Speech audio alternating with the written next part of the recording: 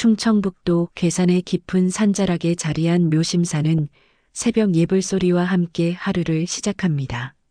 산안개가 천천히 걷히는 가운데 법당 앞마당에서는 한 스님이 조용히 빗자루를 들고 낙엽을 쓸고 있었습니다. 연화 스님, 그녀의 본명은 오현숙이고 올해 63입니다. 스님, 오늘도 일찍 일어나셨네요. 마을에서 올라온 명자 할머니가 손에 채소 바구니를 들고 인사를 건넵니다. 연화 스님은 온화한 미소를 지으며 고개를 끄덕입니다. 어르신들이 오시기 전에 미리 정리해 놓으려고요. 오늘도 무릎이 아프다고 하셨죠?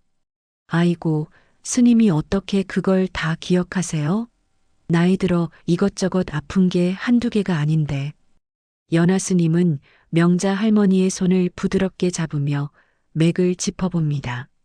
그녀의 손은 생각보다 두툼하고 힘이 있어 보였지만 어르신을 대하는 마음만큼은 깃털처럼 부드러웠습니다. 혈액순환이 좀 안 되는 것 같네요. 오늘 찜질팩 하나 만들어 드릴게요. 쑥과 당귀를 우린 물로 발도 담그시고요. 마을 사람들은 연화 스님을 약초 박사라고 부릅니다. 그녀가 직접 해서 말린 약초들로 만든 차와 찜질팩은 동네에서 소문이 자자합니다. 특히 관절염에 좋다는 연잎차는 할머니들 사이에서 없어서 못 파는 귀한 물건이 되었습니다. 스님, 우리 손자가 또 감기 기운이 있는 것 같은데요. 걱정 마세요. 도라지와 생강을 우린 차 한 봉지 싸드릴게요. 하루에 3번 따뜻하게 해서 드리세요. 오후가 되자 절 마당에는 동네 할머니들이 하나둘 모여들기 시작했습니다. 연화 스님은 큰 솥에서 연잎차를 우리며 할머니들과 담소를 나눕니다. 삶이란 건 말이에요. 지고 또 피는 연꽃 같습니다.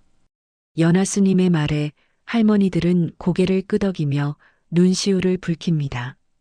그녀의 말 한마디 한마디에는 깊은 울림이 있었습니다. 마치 많은 것을 겪어본 사람만이 할 수 있는 말 같았습니다. 스님 말씀 들으니까 마음이 편해져요.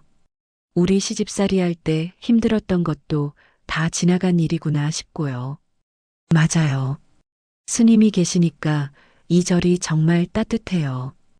해가 지고 할머니들이 하나둘 집으로 돌아간 후 연화 스님은 혼자 법당에 앉아 묵상에 잠깁니다. 촛불이 흔들리는 가운데 그녀의 마음속에는 복잡한 생각들이 스쳐갑니다. 이곳에서만은 사람을 안 다쳐도 되니까. 나는 죄를 씻는 중이야. 연화 스님은 천천히 자신의 방으로 향합니다. 작은 방 한쪽 벽장을 열자 회색빛 도복 한 벌이 고이 개져 있습니다. 오래된 것 같지만 정성스럽게 보관되어 있었습니다. 도복 위에는 작은 패치가 붙어 있는데 자세히 보지 않으면 알아볼 수 없을 정도로 색이 발해 있었습니다. 연화 스님은 도복을 만져보며 깊은 한숨을 내쉽니다. 그녀의 과거는 지금의 평온한 모습과는 전혀 다른 세계였습니다. 그 시절의 기억들이 가끔씩 악몽처럼 찾아와 그녀를 괴롭혔지만 이제는 많이 무뎌진 상처였습니다. 밤이 깊어가자 산사는 고요해집니다. 멀리서 들려오는 부엉이 소리와 함께 연화 스님은 마지막 예불을 드립니다. 내일도 어김없이 할머니들이 찾아올 것이고 그녀는 또다시 그들의 아픔을 어루만져 줄 것입니다. 하지만 연화 스님은 아직 모르고 있었습니다. 그녀의 평온한 일상이 곧 깨질 것이라는 사실을요. 평온했던 묘심사의 아침이 갑작스럽게 깨진 것은 그 다음 날이었습니다. 연화 스님이 평소처럼 새벽 예불을 마치고 마당을 쓸고 있을 때 산 아래에서 굉음과 함께 검정색 자동차 2대가 절 입구로 올라오는 소리가 들렸습니다. 연화 스님은 빗자루를 멈추고 고개를 들었습니다. 이른 아침에 찾아오는 손님치고는 뭔가 심상치 않았습니다. 엔진 소리가 너무 거칠고 급했거든요. 검정색 SUV 2대가 절 마당에 거칠게 들어서더니 급브레이크를 밟으며 멈춰섰습니다. 차에서 내린 사람들을 보자 연하 스님의 눈빛이 순간 날카로워졌습니다. 6명의 남자들, 그들의 팔과 목에는 문신이 선명하게 새겨져 있었고 옷차림새도 예사롭지 않았습니다. 야, 여기 괜찮네. 조용하고 후미진 곳이라 딱 좋아. 가장 앞에 선 남자가 주변을 둘러보며 만족스러운 표정을 지었습니다. 백두파 행동대장 장춘배, 45살의 그는 이마에 큰 흉터가 있어 더욱 험상궂어 보였습니다. 스님, 죄송합니다만 며칠 피난 좀 하겠습니다. 장춘배는 연하 스님에게 다가가며 말했지만 그의 말투는 허락을 구하는 것이 아니라 통보에 가까웠습니다. 뒤따라 나온 다른 조폭들도 짐을 내리며 이미 눌러앉을 준비를 하고 있었습니다. 이곳은 부처님을 모시는 신성한 곳입니다. 일반인들의 숙박은 받지 않아요. 연하 스님은 차분하지만 단호한 목소리로 말했습니다. 하지만 장춘배는 코웃음을 치며 대답했습니다. 스님, 우리가 일반인으로 보이세요? 경찰들이 우리를 쫓고 있어서 잠시 숨어야 해요. 며칠만, 딱 며칠만요. 그렇다면 더욱 안 됩니다. 이곳에 혼란을 가져올 수는 없어요. 연하 스님의 거절에 조폭들 사이에서 웅성거림이 일어났습니다. 하지만 장춘배는 연하 스님을 유심히 바라보며 고개를 갸웃했습니다. 여기 은신처로는 딱이네요. 그런데 스님치고는 눈빛이 안순하신데요. 뭔가 다르다는 느낌이 드는군요. 연하 스님은 장춘배의 말에 전혀 동요하지 않고 법당으로 향했습니다. 그녀는 부처님 앞에 향을 피우며 조용히 기도를 올렸습니다. 조폭들은 그런 그녀를 신경 쓰지 않고 마당 곳곳에 짐을 풀어놓기 시작했습니다. 야, 정도씨가 차에서 술이랑 안주 꺼내와. 형님, 여긴 절인데 술을 마셔도 될까요? 뭔 소리야. 부처님도 중생들 고생하는 거 아시니까 이해해 주실 거야. 조폭들은 이미 저를 자신들의 아지트로 여기고 있었습니다. 가장 막내로 보이는 정도식만이 조금 미안한 기색을 보였지만 다른 형들의 눈치를 보며 어쩔 수 없이 따라했습니다. 오후가 되자 평소처럼 동네 할머니들이 절에 오르기 시작했습니다. 명자 할머니가 제일 먼저 도착했는데 마당에 널브러진 조폭들을 보고 깜짝 놀랐습니다. 어머, 이분들은 누구세요? 아, 할머니. 저희는 스님한테 잠시 신세를 지는 사람들이에요. 장춘배가 억지로 웃으며 대답했지만 할머니들은 불안한 기색이 역력했습니다. 연하 스님은 할머니들을 법당 안쪽으로 안내하며 조용히 말했습니다. 오늘은 일찍 돌아가시는 게 좋겠어요. 며칠 후에 다시 오세요. 스님, 괜찮으세요? 저 사람들이 뭔가 위험해 보이는데요. 명자 할머니가 걱정스러운 목소리로 물었지만 연하 스님은 괜찮다는 듯이 고개를 저었습니다. 걱정 마세요. 곧 정리될 거예요. 할머니들이 돌아간 후 조폭들은 본격적으로 술판을 벌이기 시작했습니다. 큰 소리로 떠들며 욕설을 내뱉고 급기야는 법당 앞에서 화투까지 치기 시작했습니다. 연하 스님은 그런 그들을 바라보며 깊은 한숨을 내쉬었습니다. 마음속에서는 오래전 기억들이 되살아나고 있었습니다. 살아있는 죄들이 또 왔구나. 밤이 깊어가도 조폭들의 소란은 그치지 않았습니다. 연하 스님은 자신의 방에 앉아 창밖을 바라보며 생각에 잠겼습니다. 이들을 그냥 내버려둘 수는 없었지만 폭력으로 해결할 수도 없었습니다. 그녀는 이미 그런 삶과는 결별했으니까요. 하지만 이들이 계속 이곳에 머물면서 신도들을 괴롭힌다면 그때는 어쩔 수 없이 다른 방법을 생각해야 할지도 모릅니다.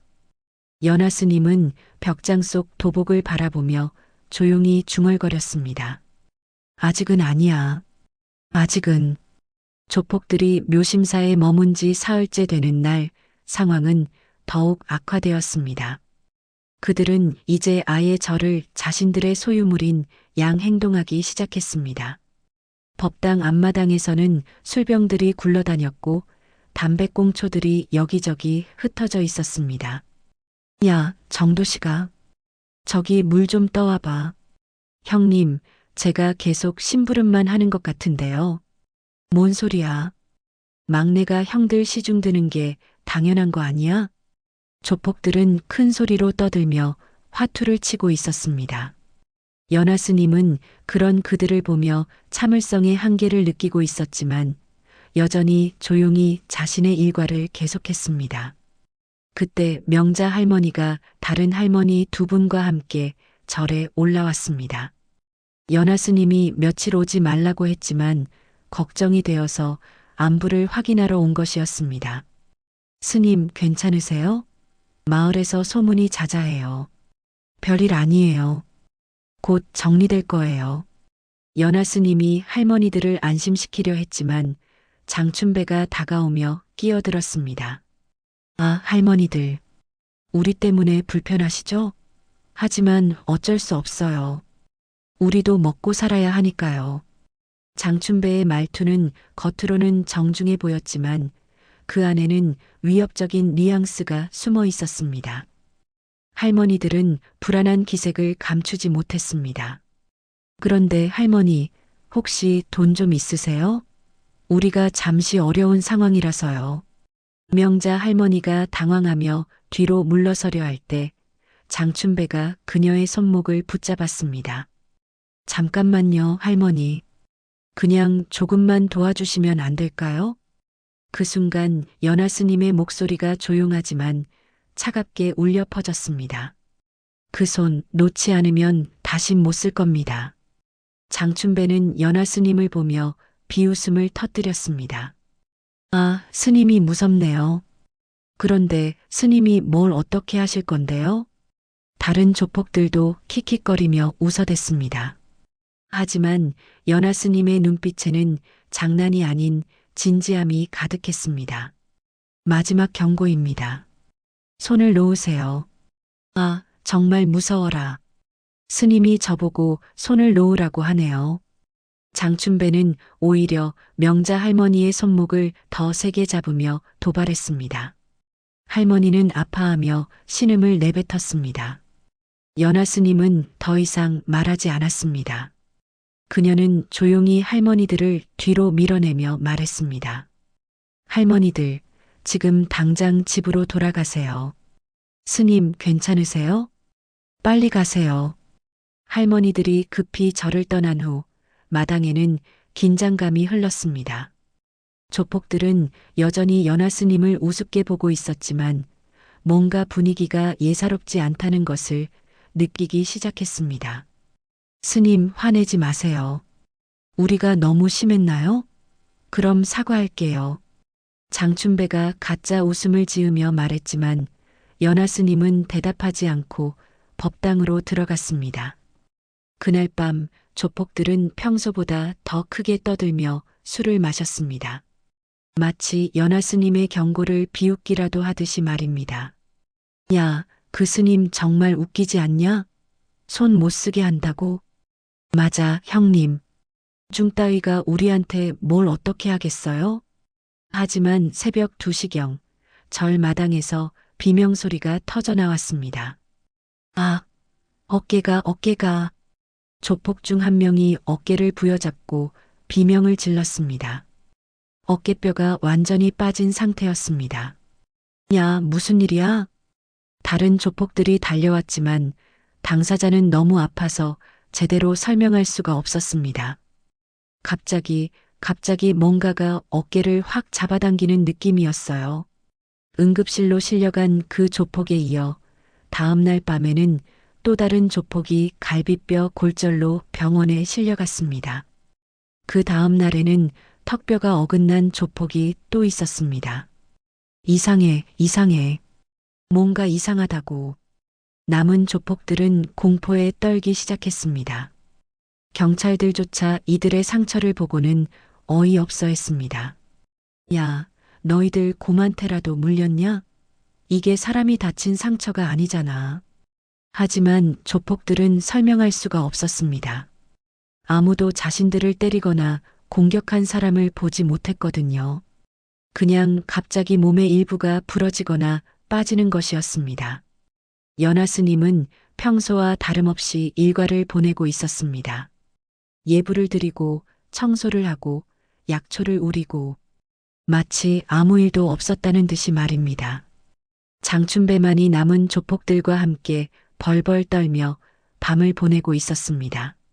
그는 이제 연하 스님을 보는 눈빛이 완전히 달라져 있었습니다. 스님이 정말로 뭔가 했나? 하지만 증거는 없었습니다. 다만 그녀의 경고가 현실이 되었다는 사실만 남아있을 뿐이었습니다. 조폭들이 하나둘씩 병원에 실려간 후 묘심사에는 장춘배와 정도식만이 남아있었습니다. 공포에 질린 두 사람은 밤마다 서로를 지키며 잠을 청했지만 제대로 잠들 수가 없었습니다. 형님, 우리 그냥 여기서 나가는 게 어떨까요? 정도식이 떨리는 목소리로 말했습니다. 29살의 그는 조직에서 가장 막내였고 원래 소심한 성격이었습니다. 닥쳐. 우리가 스님 하나 때문에 꼬리 내리고 도망간다고? 그럼 조직에서 우리를 뭘로 보겠어? 장춘배는 허세를 부렸지만 그의 목소리에도 불안감이 섞여 있었습니다. 형들이 당한 일들을 직접 목격한 그도 마음 한구석으로는 두려움을 느끼고 있었습니다. 사흘째 되는 밤 정도식은 화장실에 가려다가 연하 스님의 방 앞을 지나게 되었습니다. 방문이 살짝 열려 있어서 안이 보였는데 연하 스님이 벽장에서 뭔가를 꺼내고 있었습니다. 회색빛 도복이었습니다. 정도식은 그 도복을 보는 순간 온몸에 소름이 돋았습니다. 어디서 본 것 같은 느낌이 강하게 들었거든요. 저 도복 어디서 봤지? 정도식은 조심스럽게 방 안을 들여다보았습니다. 연하 스님은 도복을 펼쳐놓고 한참 바라보고 있었습니다. 도복 가슴 부분에 작은 패치가 붙어 있는 것이 보였는데 숫자 707이 희미하게 새겨져 있었습니다.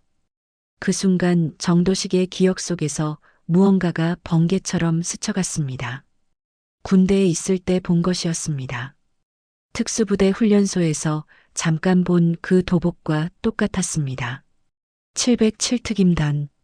정도식은 깜짝 놀라며 뒤로 물러섰습니다. 707특임단은 군의 최정예 특수부대였습니다.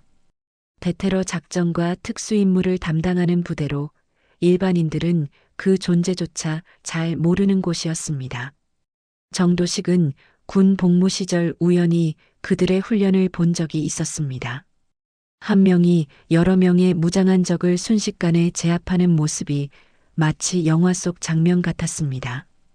그럼 연하 스님이 그 707특임단 출신이라는 거야? 정도식은 머리가 하얘졌습니다.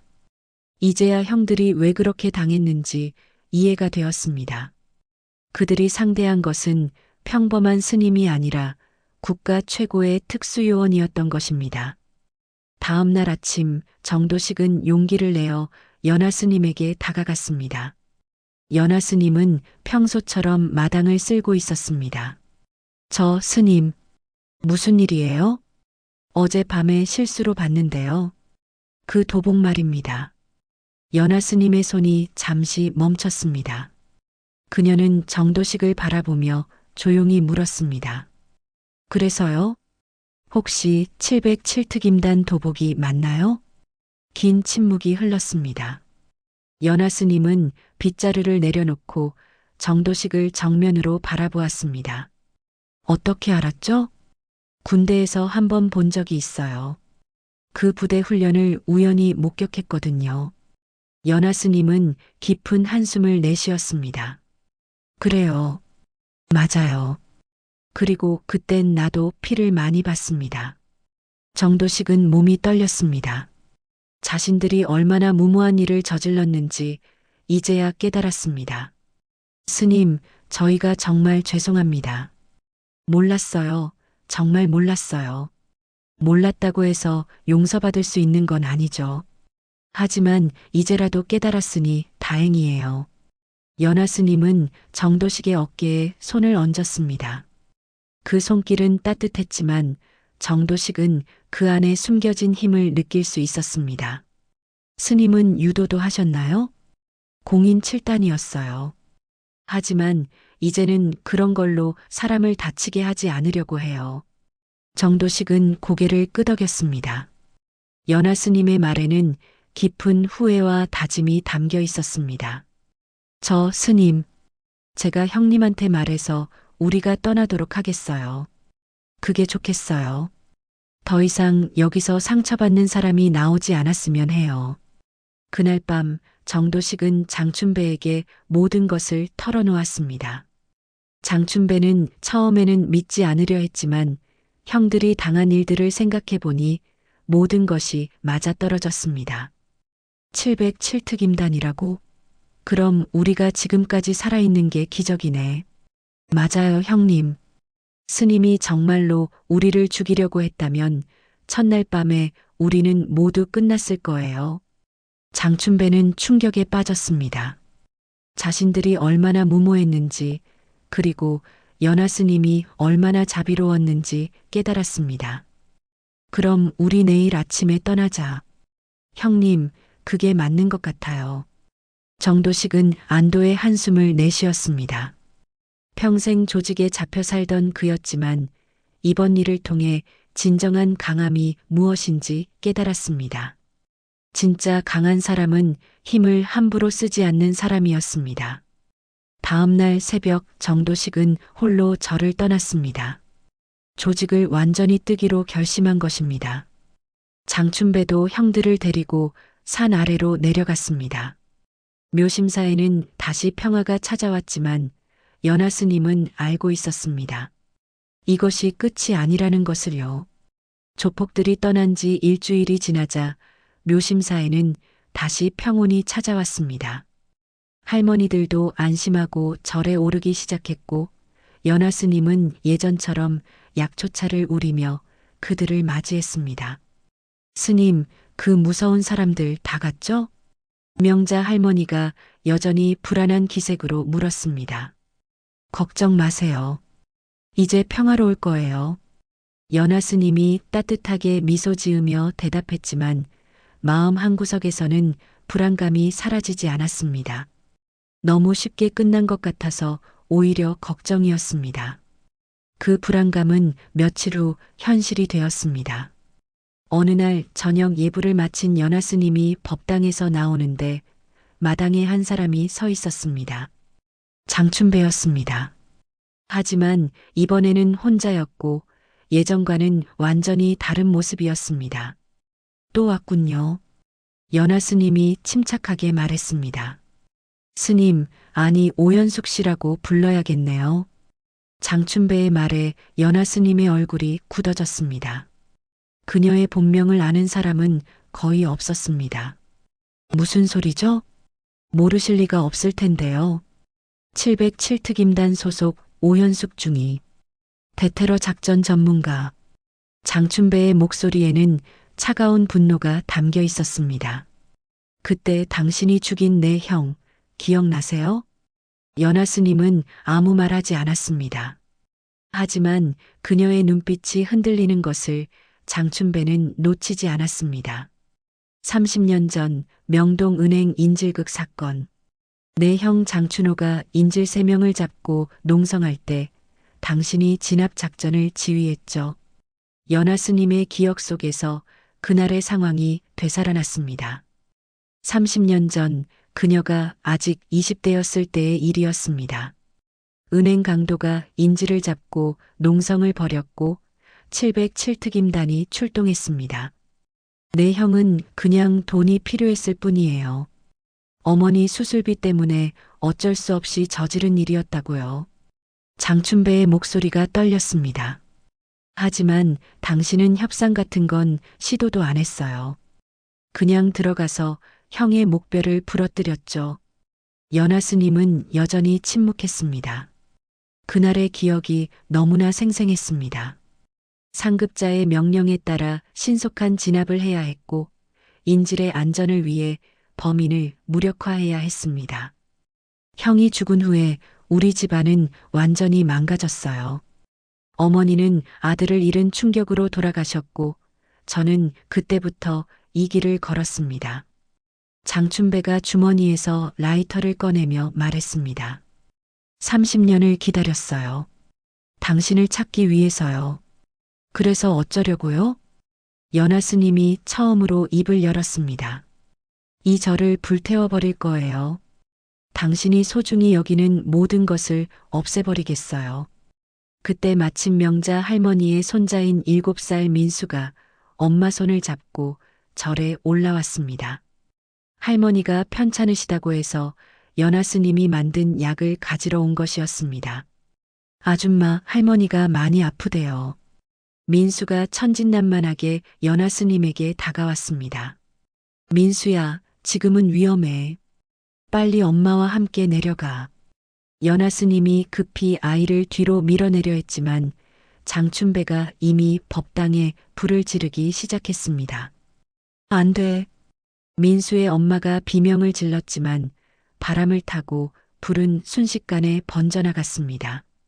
민수는 무서워서 법당 안쪽으로 도망쳤고 나무로 된 기둥들 사이에 갇혀버렸습니다. 민수야. 엄마가 불 속으로 뛰어들려 했지만 너무 뜨거워서 들어갈 수가 없었습니다. 연하 스님은 한순간 망설였습니다. 자신이 들어간다면 살아나올 수 있을지 확신할 수 없었습니다. 하지만 아이의 울음소리를 듣는 순간 더 이상 망설일 수 없었습니다. 내가 들어갈게요. 연하 스님이 불 속으로 뛰어들어가며 외쳤습니다. 장춘배, 아이는 무죄예요. 하지만 장춘배는 대답하지 않고 그 자리를 떠났습니다. 복수는 완성되었다고 생각했습니다. 연하 스님은 타오르는 법당 안에서 민수를 찾았습니다. 아이는 부처님 상 뒤에 숨어서 울고 있었습니다. 민수야, 무서워하지 마. 아줌마가 왔어. 연하 스님은 자신의 승복을 벗어 민수를 감쌌습니다. 그리고 아이를 품에 안고 불길을 뚫고 나가기 시작했습니다. 천장에서 타오르는 나무들이 떨어져 내렸고 연하 스님의 등과 팔에 화상을 입혔습니다. 하지만 그녀는 민수를 놓지 않았습니다. 민수야, 조금만 참아. 곧 나갈 수 있어. 연하 스님은 마지막 힘을 다해 법당 밖으로 뛰어나왔습니다. 민수는 무사했지만 연하 스님은 온몸에 화상을 입고 쓰러졌습니다. 스님, 스님. 명자 할머니와 다른 할머니들이 급히 달려와 연하 스님을 부축했습니다. 민수가 괜찮나요? 의식을 잃어가는 연하 스님이 마지막으로 한 말이었습니다. 괴산군 종합병원 중환자실에서 연하 스님이 깨어난 것은 사흘 후였습니다. 온몸에 붕대를 감고 누워있는 그녀의 곁에는 명자 할머니가 지키고 앉아 있었습니다. 스님, 정신 차리셨어요? 명자 할머니의 목소리에는 안도감과 걱정이 함께 섞여 있었습니다. 민수는 괜찮나요? 연하 스님이 가장 먼저 한 말이었습니다. 목소리가 쉬어서 겨우 들릴 정도였습니다. 네, 스님 덕분에 멀쩡해요. 지금도 스님 보러 오고 싶다고 조르고 있어요. 연하 스님은 그제야 안도의 한숨을 내쉬었습니다. 등과 팔, 다리에 입은 화상이 심했지만 아이가 무사하다는 소식에 모든 아픔이 사라지는 것 같았습니다. 절은 어떻게 됐나요? 법당이 많이 탔어요. 하지만 마을 사람들이 모두 나서서 복구하기로 했어요. 스님이 우리를 위해 목숨을 걸었는데 우리가 가만히 있을 수는 없죠. 그때 병실 문이 열리며 정도식이 들어왔습니다. 그는 꽃다발을 들고 있었고 얼굴에는 진심 어린 미안함이 가득했습니다. 스님, 정말 죄송합니다. 정도식은 연하 스님 앞에 무릎을 꿇었습니다. 일어나세요. 당신 잘못이 아니에요. 아니에요. 저희가 절에 온 것 때문에 이런 일이 생긴 거예요. 장춘배 형님이 스님의 과거를 알아내고 복수하려고 한 거라면서요. 연하 스님은 천천히 고개를 끄덕였습니다. 이미 예상했던 일이었습니다. 그 사람 형을 죽인 건 정말 저예요. 명자 할머니가 놀란 표정을 지었지만 연하 스님은 계속 말했습니다. 30년 전 일이에요. 저는 707특임단 소속이었고 인질극을 벌인 범인을 제압하는 임무를 받았어요. 하지만 그건 스님의 의무였잖아요. 나쁜 일을 하려던 사람을 막은 거잖아요. 정도식이 말했지만 연하 스님은 고개를 저었습니다. 의무였다고 해서 죄가 없어지는 건 아니에요. 그날 이후 저는 사람을 다치게 하면 안 된다고 다짐했어요. 연하 스님의 눈에서 눈물이 흘러내렸습니다. 하지만 결국 또 다치게 했죠. 당신들을요. 아니에요, 스님. 저희가 먼저 할머니들을 괴롭혔잖아요. 스님은 그분들을 지키려고 한 거예요. 정도식의 말에 연하 스님은 쓴웃음을 지었습니다. 변명이에요. 결국 폭력으로 해결한 건 마찬가지니까요. 그때 병실 밖에서 아이 목소리가 들렸습니다. 아줌마, 아줌마. 민수가 엄마 손을 잡고 뛰어들어왔습니다. 아이는 연하 스님을 보자마자 환한 웃음을 지었습니다. 아줌마 아프지? 민수가 불 속에서 무서웠는데 아줌마가 구해줬어. 민수가 침대 옆에 다가와 연하 스님의 손을 조심스럽게 잡았습니다. 아이의 작고 따뜻한 손길에 연하 스님의 마음이 뭉클해졌습니다. 민수야, 다치지 않아서 정말 다행이야. 응, 아줌마 때문에 안 다쳤어. 고마워. 아이의 순수한 고마움에 연하 스님은 눈물을 참을 수 없었습니다. 이제야 조금 갚은 것 같아요. 연하 스님이 중얼거렸습니다. 무슨 말씀이세요? 명자 할머니가 물었습니다. 30년 전에 저는 한 가정을 파괴했어요. 아들을 잃은 어머니의 마음, 형을 잃은 동생의 마음을 생각해 본 적이 없었어요. 연하 스님은 천장을 바라보며 말했습니다. 하지만 오늘 민수를 구하면서 느꼈어요. 아이 하나, 가족 하나가 얼마나 소중한지요. 정도식이 조용히 말했습니다. 스님, 과거는 바꿀 수 없어요. 하지만 지금 스님이 하는 일은 정말 좋은 일이에요. 맞아요. 스님이 없었다면 우리 동네 할머니들이 얼마나 외로웠을지 몰라요. 명자 할머니도 거들었습니다. 그리고 스님은 사람을 구했어요. 민수를 구했고 저희 마음도 구해주셨어요. 연하 스님은 그들의 말을 들으며 조금씩 마음의 평화를 찾아가고 있었습니다. 하지만 여전히 장춘배에 대한 걱정이 남아 있었습니다. 그 사람은 어떻게 됐나요? 모르겠어요. 불을 지르고 사라졌어요. 정도식이 대답했습니다. 아마 복수를 끝냈다고 생각하고 있을 거예요. 연하 스님은 고개를 끄덕였습니다.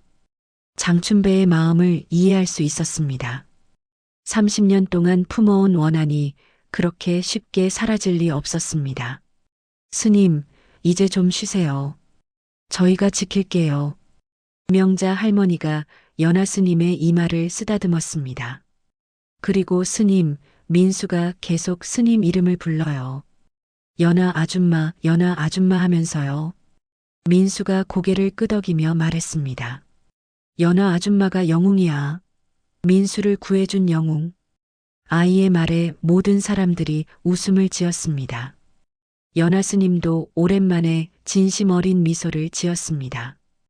영웅이라. 나 같은 사람이 영웅이 될 수 있을까? 하지만 민수의 맑은 눈빛을 보면서 연하 스님은 생각했습니다. 과거의 죄를 완전히 지울 수는 없지만 앞으로의 선행으로 조금씩 갚아나갈 수는 있을 것이라고요. 연하 스님이 퇴원한 지 한 달이 지났습니다. 마을 사람들의 도움으로 법당도 새롭게 복구되었고 예전보다 더 많은 신도들이 저를 찾아오기 시작했습니다. 연화 스님을 구해낸 이야기가 입소문을 타고 퍼지면서 그녀는 지역의 작은 영웅이 되어 있었습니다. 하지만 연화 스님은 여전히 마음 한구석에 무거운 짐을 지고 있었습니다. 장춘배가 어떻게 지내고 있는지, 정말로 복수를 끝냈다고 생각하는지 궁금했습니다. 그날 오후 연화 스님이 약초를 우리고 있을 때 누군가 절 입구에서 발걸음 소리가 들렸습니다. 고개를 들어보니 장춘배가 서 있었습니다. 하지만 한 달 전과는 완전히 다른 모습이었습니다. 수척해진 얼굴에 턱수염이 거칠게 자라 있었고 옷도 허름했습니다. 가장 놀라운 것은 그의 손에 들려있는 작은 나무 상자였습니다. 장춘배는 연화 스님 앞에 천천히 다가와 무릎을 꿇었습니다. 스님, 그의 목소리는 한 달 전의 분노가 사라지고 깊은 피로감만 남아 있었습니다. 일어나세요. 연화 스님이 말했지만 장춘배는 고개를 들지 않았습니다. 형이 죽은 날부터 저도 죽었습니다. 30년 동안 복수만 생각하고 살았어요. 장춘배는 손에 든 나무 상자를 연화 스님 앞에 놓았습니다. 이게 형의 유골함이에요. 30년 동안 제 곁에 두고 살았습니다. 연화 스님은 유골함을 바라보며 깊은 한숨을 내쉬었습니다. 형에게 매일 말했어요. 형을 죽인 사람을 꼭 찾아서 복수하겠다고. 그게 제 삶의 유일한 목적이었어요. 그래서 저를 불태운 건가요? 네. 당신이 소중히 여기는 것들을 모두 잃게 만들고 싶었어요. 저희가 형을 잃었던 것처럼요. 장춘배의 목소리가 떨렸습니다. 하지만 그날 밤 당신이 아이를 구하는 모습을 보고 깨달았어요. 무엇을요? 형이 죽은 건 당신 때문이 아니라는 걸요. 연화 스님이 놀란 표정을 지었습니다. 형은 스스로 그 길을 선택했어요. 은행을 털기로 한 것도, 인지를 잡은 것도 모두 형의 선택이었어요. 장춘배는 주먹을 쥐었다가 폈다가 하며 말했습니다. 저는 그동안 형의 죽음을 당신 탓으로 돌리며 살았어요. 그게 편했거든요. 형이 잘못했다는 걸 인정하기 싫었어요. 연화 스님은 조용히 들었습니다. 하지만 당신이 목숨을 걸고 아이를 구하는 모습을 보니까 알겠더라고요. 당신도 그날 자신의 의무를 다한 것뿐이라는 걸요. 장춘배가 고개를 들어 연화 스님을 바라보았습니다. 그의 눈에는 눈물이 고여 있었습니다. 이제 그만 용서해 주십시오. 형도 저도. 연화 스님은 장춘배의 어깨에 손을 올렸습니다. 용서할 것도 용서받을 것도 없어요. 우리 모두 각자의 길을 걸었을 뿐이에요. 정말로 그렇게 생각하세요? 그래요. 그리고 이제는 앞을 봐야 해요. 당신도 저도. 장춘배는 한참 동안 울었습니다. 30년 동안 쌓아온 원한과 분노가 눈물과 함께 흘러나가는 것 같았습니다. 형님은 이제 어떻게 하실 건가요? 그때 정도식이 나타났습니다. 그는 장춘배를 찾아 여기까지 온 것이었습니다. 도시가, 너도 왔구나. 형님, 조직에서 형님을 찾고 있어요. 돌아가시는 게 좋을 것 같아요. 하지만 장춘배는 고개를 저었습니다. 아니다. 이제 그 생활은 끝이야. 그럼 어떻게 하실 건데요? 모르겠다. 하지만 이제는 다른 삶을 살고 싶어. 연화 스님이 말했습니다. 시간을 가지고 천천히 생각해 보세요. 급할 것 없어요. 장춘배는 형의 유골함을 다시 들어 올렸습니다. 형을 고향에 묻어드리고 싶어요. 이제 편히 쉬게 해드리고 싶어요. 좋은 생각이에요. 스님, 정말 고맙습니다. 덕분에 30년 만에 평화를 찾았어요. 장춘배가 깊이 절을 올렸습니다. 저도 고마워요.